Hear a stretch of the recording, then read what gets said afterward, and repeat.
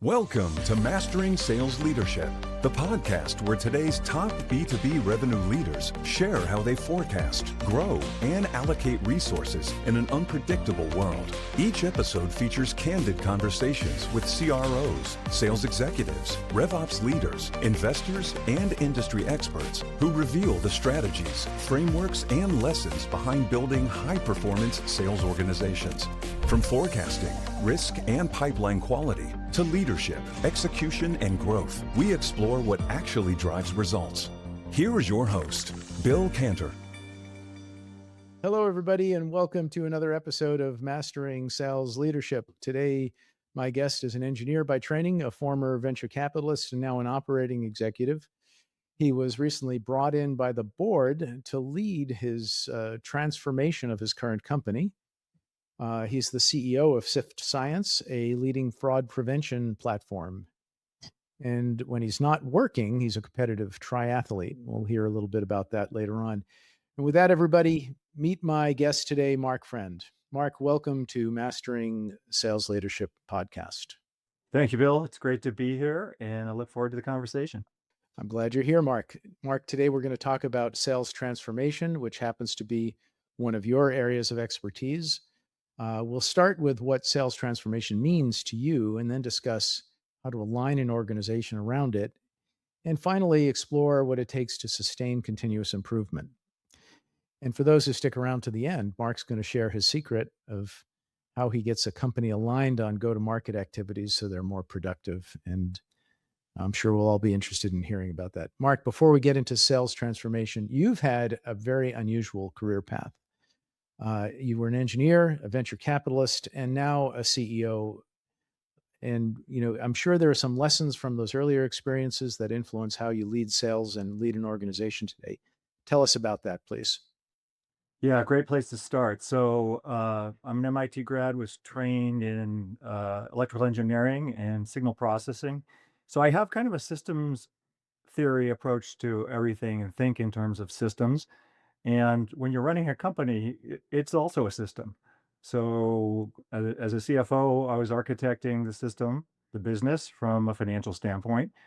But early in my career, I did have experiences in startups and venture, and ended up spending a good chunk of time, almost 15 years in venture capital, and just felt like I was on the sidelines. And I always enjoyed the three founders and a whiteboard type conversations. And I really felt like I needed to be in the game. And that led me to finding a startup to join. And then the notable fact is that the first startup I joined was a company in the no-code, low-code business and business process management software. Very revolutionary product. And I loved the founding CEO. He was a great product visionary. And the seat at the table was CFO. And I took it. So Everybody else stepped back faster than you. Was that the problem? prior to that day, I thought of myself as a product guy. No, you raised your hand. You actually raised your hand. Okay. And I said, I can do this, and became CFO and later COO. He essentially needed a number two to run the company, the internals. And that was the task, but the CFO was the title, and stayed with that title through a few companies, as well as COO title, and then eventually CEO. Yeah. Okay. And a full disclosure here to the listeners, Marc's fund was an investor in one of my prior companies, which we were all very happy with the outcome of. Indeed. So that was fun. I hope to do it again, as we all do. All right. So let's move on. Marc, sales transformation means a lot of different things to different people. So when you use the term, what does it mean to you, and relate that to what you're doing at Sift today? So let's start with what kind of sales organizations there are. I think it's defined by the company and the industry. I look at the world and see three types. One is order takers. The second is socket salesmen or salespeople, and the third is value selling. And I would look at the company that you're in and what the stage of growth they're in, and you look at someone like Snowflake. And I would argue that, and maybe even Salesforce, they don't sell, they take orders. And when a customer comes in, they know they want Snowflake. It's an issue of how do I orchestrate the sale? How do I maximize revenue? How do I get the right pricing, etc.? And that's order taking. And then there are socket salesmen, right? So I might work at Oracle or MongoDB, where my customers know they need a database, and it's a question of me versus someone else. Yeah, there is a socket, in the sense of like a chip on a circuit board. There's a socket for a piece of software or technology to go into, and it's just, is it mine or theirs? And then there's value selling. And for those of us who are in early growth companies or later stage growth companies, that's pretty much where we live. And so finding real value salespeople is very difficult. They're much more rare, and building around that is important. So the second dimension is just one of process. So having kind of the engineering background and thinking in systems processing, there's a reason we have stages, sales stages. And the goal of any sales interaction is different depending on the stage. And younger salespeople or inexperienced salespeople think that every time they're in front of the customer, they're trying to sell and close the deal. When in fact, I may just want to educate the customer. I may just want to find their needs and find their pains. I might want to size their pains. I might need to know who's the decision maker and what's the decision-making process. And so it's really important to define the various sales stages, the gates that move an opportunity between one and the other, and build the systems and tools around that. And I think a lot of us get that wrong. Mm-hmm. Is there a third part to that?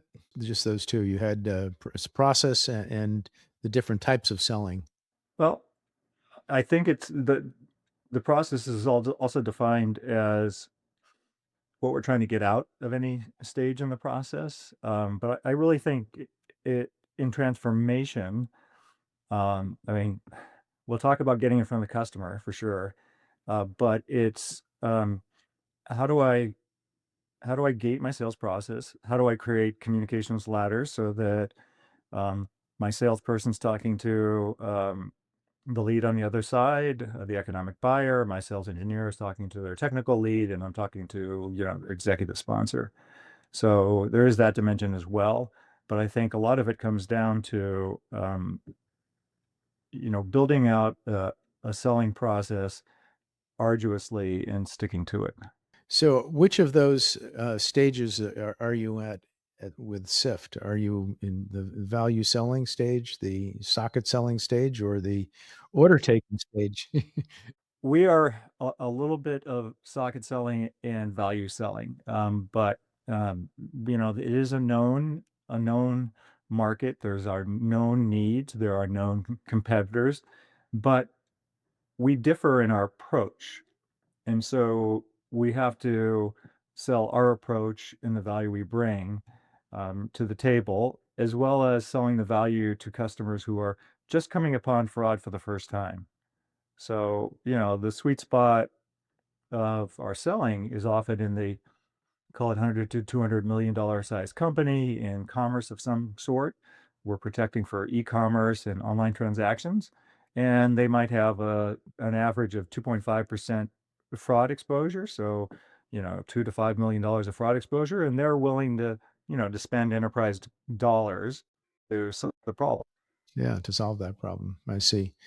So, okay, so you're between value selling and socket selling, and it seems to me that as you talked about that, the difference is that in the order taking stage, you're really just negotiating a price and maybe delivery. In the socket selling stage, you're probably focused on selection, but in the value selling stage, you're focused on justifying the funding and of the project as well. Would that be fair to say? Yes. Well, let me clarify, because these are two distinct ideas. One is, the type of selling that we're doing, whether we're value selling or socket selling, is really defined by the market and where we are in that market. And so I still put us as value selling, even though we're a pretty well-known entity and fraud is a well-known dimension. Um, and then when I say put rigor around sales stages, I'm thinking of the classic stages of discovery and needs analysis and um, alignment and proof of concept, et cetera. So the classic sales stages, as you would define, for example, in Salesforce. And the point there is that um, it's important to know exactly what your ask is at every step of the process and get that and no more and get out. When you get the answer you need, you're done. You got to, meaning you have a well-defined process and stick to the disciplined use of it as you progress through the sales process. Indeed, there's no way to actually track, to measure how you're doing, the value of your pipeline, et cetera, if you don't really distinctly define the stages and understand the gating of what differentiates one stage from another. Plus, the customers, they have a buying process, and we need to align to their buying process and understanding their buying time. But one of the interesting things is, companies, and I've consulted a lot, I've been on boards that, custom companies they say, oh, well, we have, an 18-month sales cycle. And I find that interesting because I don't know a company that has an 18-month buying cycle. And what that tells me is that they're working deals that aren't deals, right? It's a good observation. Yeah. Yeah. Right. So Well, that's to be fair, Mark, that's probably because the company doesn't realize they're buying until much later in the process, when a good sales rep from a value selling organization has convinced someone that there is a problem that they need to solve that was latent. And so your salespeople have done a good job. that I understand, but also I think to that point, I've often told my salespeople to stop selling. I want them to educate, right? So the evolution is we want them to know us, to like us, and to trust us. And if we get a prospect to trust us and understand that we're experts in what we do, they're likely to buy. And you get there through education, right? I'm not going to convince people of something they don't already believe. I'm going to educate them as to how I can solve their problem. I can't convince them they have a problem. I can educate them as to why I think they have a problem. So education is absolutely critical. Okay, so when you arrived at Sift, what was the obvious transformation that was needed, and what convinced you needed a transformation, and how are you implementing that? Well, I think as is well known in the valley and in technology, leaders oftentimes are very, very good at different stages of the company. There are great founders who are great CEOs from 0 to 20 million, but kind of running out of steam. There's CEOs who can take a company to 50 or 100 million and run out of steam. There's leaders who can scale 100 to 500 million. And, we had grown aggressively throughout our history and had flattened out a bit. And the board recognized that part of that was due to leadership. And coming in from the outside, it was pretty clear, and the team made it pretty clear that in fact there were leadership challenges, not only at the CEO level, but in some of the leaders of the various departments. So it was evident to me coming in and from actually the current leadership and the founder chairman that there was new leadership needed, new CEO needed, but also departmental leaders and experts in each department. And so I had the good fortune to have a deep Rolodex, having been in the Valley for 30 years, and being able to bring in leaders in engineering and product and marketing and customer success that had worked with me in the past and that I've known for over a decade. And this is not just a sales transformation, then it's a product transformation. You're really transforming a whole company. Full company transformation, but certainly sales is part of it. And the first point of focus was in product and engineering. We didn't have clear goals we would get to 80% of development on 100 different things and not deliver. And so we focused on development velocity, and we literally increased development velocity by about 5 times in terms of the number of feature requests and bug fixes and epics that we were completing as seen by the customer, not just from our own internal metrics. Hmm. And, is it working? I mean, how do you know if it's working? Do you have any early indicators that it's working? Absolutely. Customers are excited and and surprised at how fast we're delivering. I guess the other thing that was huge in transformation is really tearing down the silos between teams and getting the executives in front of the customer. So getting in front of the customer is always priority number one, and showing up and saying, hey, you've been working with our team, at the manager level and at the technical level, but I'm showing up, or our chief strategy officer or chief product officer is showing up, and we're presenting what our product roadmap is. And it gives customers great confidence in where we're going. And then they see the accelerated development and the delivery and the bug fixes that maybe, or feature requests that maybe they've been asking for some time. And that, again, brings confidence to the relationship. And, that begets more deals and better relationships and growth. Okay, so all right, let's move on to the alignment here. You've got different parts of the organization that are used to doing different things. Once you've decided that some transformation is necessary, how do you align the organization around the need for it and get them working together? Someone once said that communication is the answer to the problem, always. And so we do work internally and externally. Internally, we make sure that the product team presents to the go-to-market side of the house very frequently and is very visible and open with what's happening, what's working, what's coming next. And the sales team, interacts with the rest of the company, and the customer success team presents to the entire company, and executives show up for all of those meetings. You know, it's remarkable, but showing up is probably 90% of the game. And I found that in companies I've come in to lead, where transformation is needed, leadership and showing up and communications, just core capabilities, are missing. And I'm shocked by the number of times that my team at all levels will say, well, we never had this before.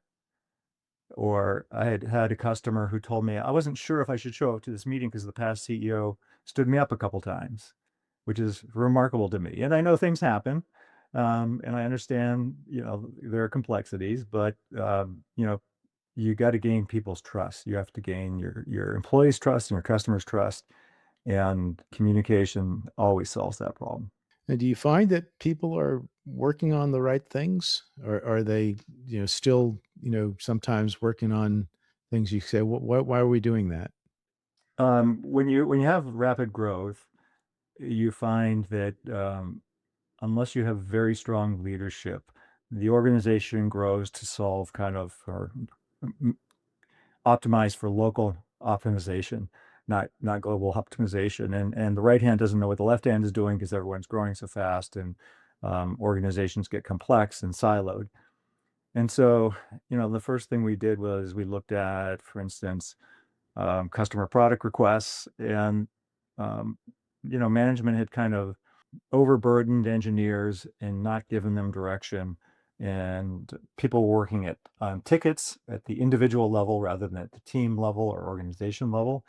And we reorganized the teams, and we gave them clear directives and prioritized product delivery, and everyone is working on very well documented and well um, articulated goals and features and products within the entire organization. And the sales and support organizations understand what's coming down the pipeline, so nobody is surprised. So salespeople in an organization where development is choppy will lack confidence, and they'll be in front of a customer. They don't know if features are working or what's really coming down the pipe, right? Because they've been burned. Or to actually be delivered, right? Yeah. Yeah, we've all been there, yeah. So prioritizing and doing what we say we're going to do is a huge part of gaining trust internally. So, Mark, one of the things that I've observed that, and you're kind of in the middle here, but when I talk to chief revenue officers, this is one of the common grouses. The board sets the plan here or wants it there, and you get an estimate that we're going to do half of that. Say, just some aspirational number. We're going to do still pretty good, but not meeting the aspiration. You're kind of caught in the middle there. How do you reconcile those things when the plan is aggressive and the resources, market, your know-how maybe, and your deals don't support where you're trying to get to? So that is a common problem and a great question. And the answer is a board should not be setting those goals. And when I looked at the company, there was burnout. And we had the luxury of having employees with 4-year, 6-year, 8-year tenure. And they were burned out. And someone pointed me to a study, which I thought was brilliant, that said burnout is a combination of three things: physical exhaustion, a lack of agency, and a lack of wins. And so people who love to talk about culture, we'll talk about, communications and supporting your team. But at the end of the day, they need wins, right? And so we had to design a plan where it was clear that we could have some early wins and multiple wins, because then working hard doesn't get you burned out. You stay exhilarated because, hey, I'm delivering wins every week or two. At least we got some wins. Yes, right. Yeah. Yeah. I mean, you don't hear about stories in Apple or in Nvidia or Netflix where people just get burned out because they're just continuously winning, right? I mean, and those companies work insanely hard. And the difference is, you've got to measure people, um, and you've got to give them a chance to have wins in whatever period is relevant to them, the weekly, monthly, quarterly. So some teams have natural cadence and some you have to create cadence. But, defining goals that are achievable is key. And in our case, the board wants, a successful outcome. And they explicitly gave me the latitude to set the plan. And they want to see, and they know that the win will take time. A successful outcome will take time. And, there is kind of a timeline, but I set the plan in order for us to have early wins and often wins. Yeah. So I have to ask, how did you come up with what's a reasonable plan, Mark? I looked at the trajectory of the company. I looked at what I thought was within reach based on, recent quarter success, looked at our organization, and, used some analytical approaches in our tooling to, come up with, well, let's start with what can we do with growth of existing logos and wins in new logos, and set a plan that I thought was, frankly, um, had cushion in it enough that we could achieve it. And then after setting the top line, figuring out what the operating expenses need to be to really hit our bottom line. And we're operating in a, cash flow neutral to cash flow positive business, and we intend to keep it that way. Hmm. Now, when people set plans like this, there's always this tension.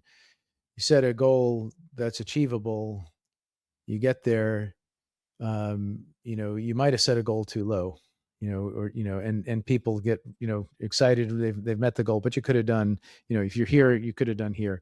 Talk about that. So I think of the metaphor, which maybe millennials will never understand, because it's the metaphor of driving a manual transmission car, of working the clutch and the accelerator, right? So, finding where that traction happens. And so I look at what we think our sales trajectory will be, and we plan our operating expenses and our resources to be underneath that. and we want the market to pull us up. We want the market, the demand, we want to be catching up with demand. The great hidden secret is that even in every great successful company and the huge, wonderful winners out there, there's chaos in all of them. It's not that the bad startups are chaotic and the ones, the Salesforces of the world, were just smooth sailing from start to finish. There's always chaos. Um, but the chaos that you want is you want to be having to catch up with demand. You don't want to be over your skis from an operating expense and from an organizational perspective. And so I plan both from a financial standpoint and an organizational standpoint, to be resourced just under, you know, our our expectations and then grow into it. So we're always lagging a little bit. Yeah, the easiest problem to solve is you don't have enough resources to meet your demand, right? It's a much more difficult problem to solve going the other way, isn't it? Much more painful. Actually, it may be easier to solve, it's just very painful. Correct. All right, well, let's move on to sustainability of growth. And you have organizations, some organizations can, the common complaint I hear is the growth is erratic. Your great quarter followed by a lackluster quarter followed by a great quarter, and you know this is pretty frustrating to management teams, to boards. And it may not even be a quarter; it could be a year. How do you improve not just for a quarter or two, but build sustainable change here? What's the difference in? I think one of the keys in today's environment where we have SaaS and we have subscription-based models is to ensure that you keep your customers and that you grow your customer base revenue, so net dollar retention or whatever measure you like. And because of that, one of the things that we are completely redefining is the entire surface area between us and our customers. And so our entire customer experience team and our playbook, if you will, and our processes are being redefined and redefined from the customer point of view. Um, I can go in detail if you like. I think it's a really important and interesting story. Well, do you think you're building sustainable transformation, or are you not sure yet? Well, no, I know that we are, and I know that we are because I talk to customers, and I have executives on my team that talk to customers, and the feedback is strong. And the reality is that software is always going to break. There's always going to be bugs, and the key is to be accountable and to not make a habit of it, right? And so establishing relationships with the economic executives and our customers, and letting them have a place to give feedback, an individual, an executive to speak with, is absolutely critical. And we build goodwill throughout our customer journey, so that when that time happens that inevitably something goes wrong, we have that goodwill and patience because we have the trust of the customer. All right, so I'll challenge you on that. You think you're building sustainable change, but you just know that you have historically. You don't really know what will happen in the future, so you hope you're building sustainable change. Isn't that the challenge? I know that we're building stronger relations in our customer base, and that our customers are generally growing entities, and we grow with them because we are a consumption-based, revenue and software model. Um, so I know that with the bedrock is strong, and I know that we're delivering and responding to customer needs. But can we grow and acquire new logos fast enough? We absolutely have not nailed that yet, and that is the current focus. And it's mostly driven by new logo acquisition now. It's not expansion and existing relationships. There's both. They're both. And so we need to have a dual focus. And frankly, we need to reorganize. We are reorganizing so that, that the teams are not crosswise in terms of who's focusing on new logos and who's focusing on expansion and keeping customers happy. And the major change is that we're redefining our customer success team based on the customer journey from the customer's point of view. And we know the customer's point of view because we asked them.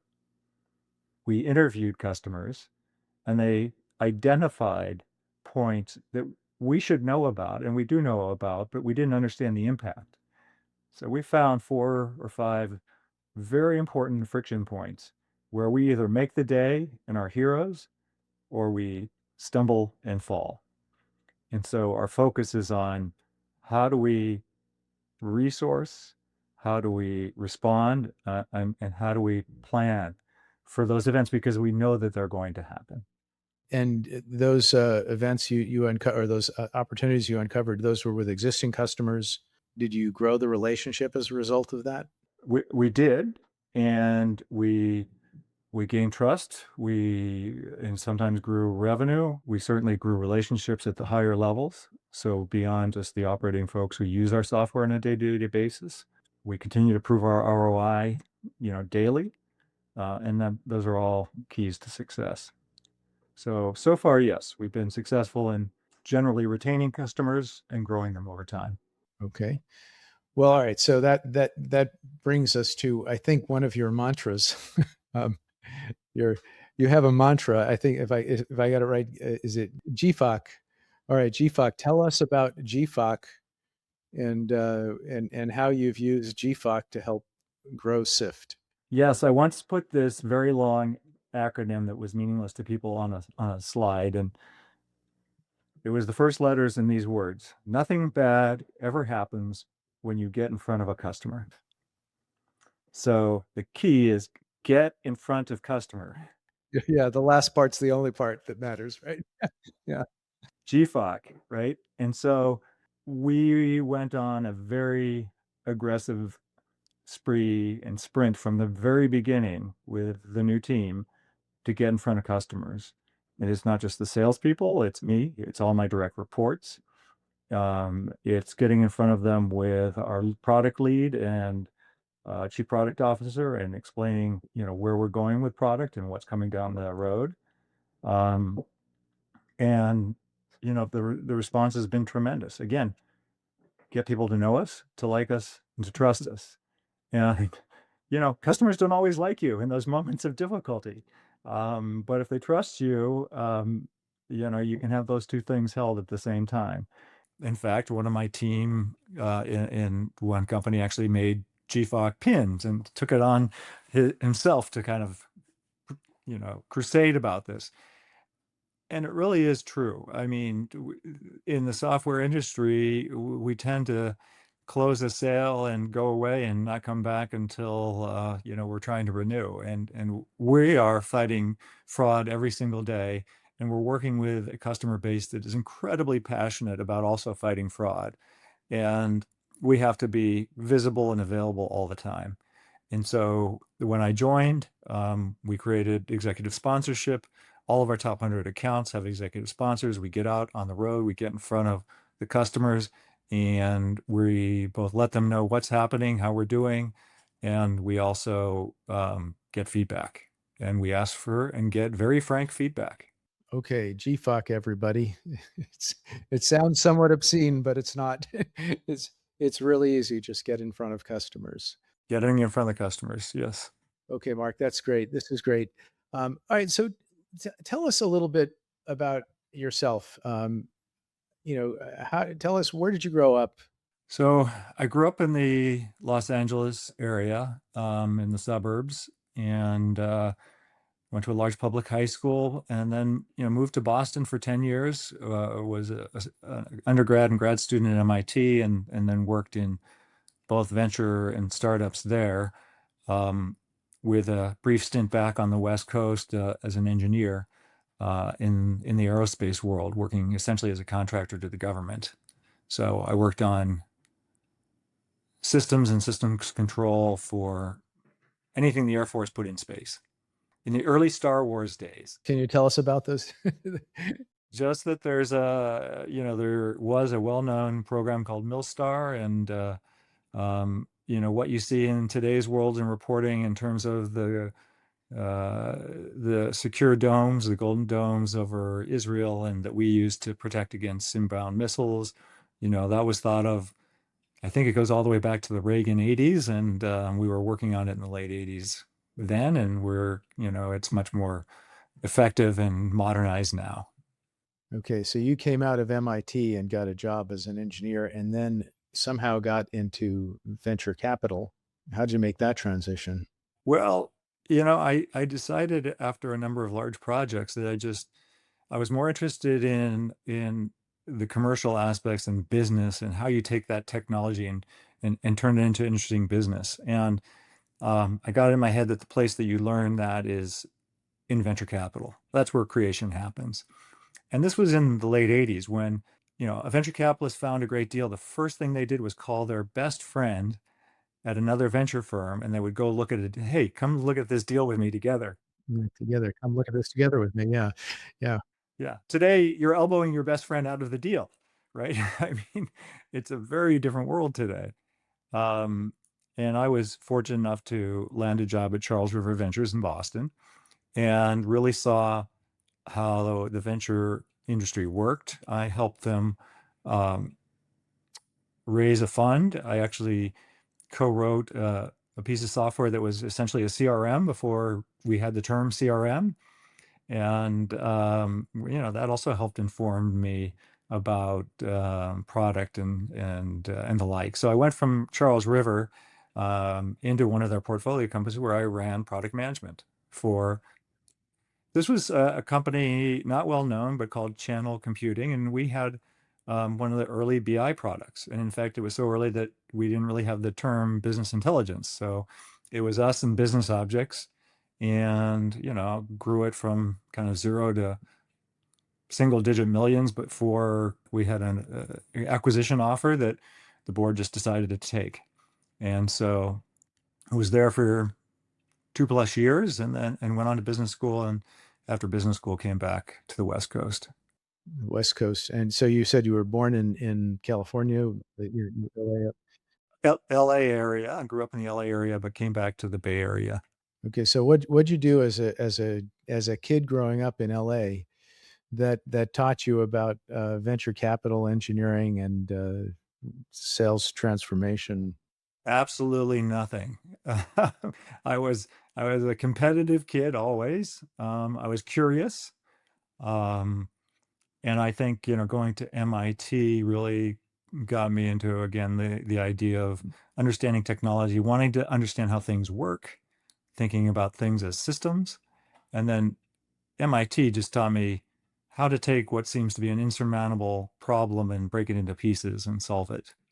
How'd you choose or desire to want to go to MIT? It's, from the West Coast. It's obviously a prestigious school, but I was a math and science nerd. I loved science. I actually loved physics and astrophysics. I was a avid reader of nonfiction in science, from subatomic particles to cosmology. And the reality is, I thought I wanted to study physics and wanted to go to Harvard. And a few things happened. One is I didn't get into Harvard, and I did get into MIT. And the other is that I realized, well, I don't want to be a professor, and I don't want to be in a lab. So I switched from the idea of majoring in physics to electrical engineering, which I thought was much more practical. which is if I don't know what electrical engineer is, what course 6, as I recall, and physics is what? Yes. Everything at MIT is a number. Yeah, that's right.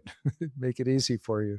Yeah. So you would have class 6001 in lecture hall 10100 at 10 a.m. So it's just a bunch of numbers. You have fond memories of walking down the infinite corridor at MIT? Oh, I have memories of walking down the corridor at 2 a.m., which are being exhausted, but yes, I still think the place has just incredible energy to it. Actually, so I have a story here to tell about the infinite corridor.